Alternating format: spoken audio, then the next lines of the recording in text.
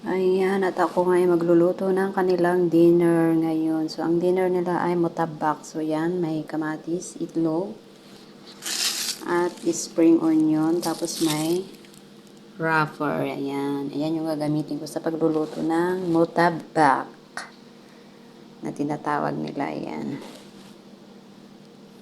Ayan. So, ayan mga kainday, linisan ko lang yung spring onion, tapos hiwain ko ng maliliit. Ayan. Slice lang siya ng pino, yung katamtaman lang. Ganyan lang mga kainday. So, pagkatapos ng spring onion ay isunod ko naman yung kamatis. Ayan, ganun din ang hiwa, yung medyo pino siya. Ayan, ganyan lang ang hiwa niya. Tapos ipino siya ng kaunti. Ayan, medyo maliliit.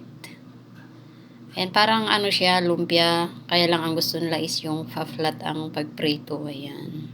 Para madaling maluto. Kaya hiwain ko ng maliliit mga kainday. Tapos nilagyan ko rin siya ng cheese craft. Ayan. So, hiniwa ko na rin ng maliliit. Kasi nga, hindi ko mahanap yung aking gadgaran. So, ganyan lang. Pino-pino lang yan. Kasi nga, pampalasa din yan mga kainday.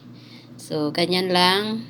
Tapos, lagyan ng paminta, asin, ayan, ang Himalayan salt at garlic powder and onion powder. Ay, ano pala yan? Magic sarap powder. Yan. Yan pala ang onion powder. Yan.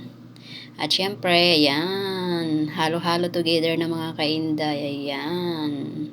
Parang ano lang siya, Shanghai. Yan. So, ito naman yung aking wrapper. Diyos me, yung marimar. Dry na dry. Ayan. Kasi nga matagal na to sa freezer mga kainday. So, defrost ko lang siya sa microwave mga kainday para malambot siya. So, ganyan lang ang pagluto, pagprito, yung pa-flat yung gusto nila. Ayan. So, magme-melt yan. Yung cheese, yan ang magpapasarap yung cheese. So, ayan. At syempre, baliktarin na natin yan na golden brown na siya. Pwede na siyang baliktarin. So, ganyan lang ang pagbaliktad. Mga kainday. So, ayan, i-flat natin para maging brown lahat. So, ayan. Paborito nila to, lalo na pag Ramadan. Ayan. So, ayan. Ito ay request ng aking alaga. Ayan, so pagkatapos niyan ay gugupitin ko yung gilid-gilid na walang laman. Ayan, tapos gupitin ko siya ng tama lang. Ayan, mga kainday. So, yan lang kasimple yung pagkain nila dito. So, yan na mga kainday. Ready to serve na. Pangalawang serve ko na to. Mga kainday. Kasi nga yung una ay kinuha na ng aking alaga. Kasi nga gutom na siya. So, yan lang mga kainday. Thank you.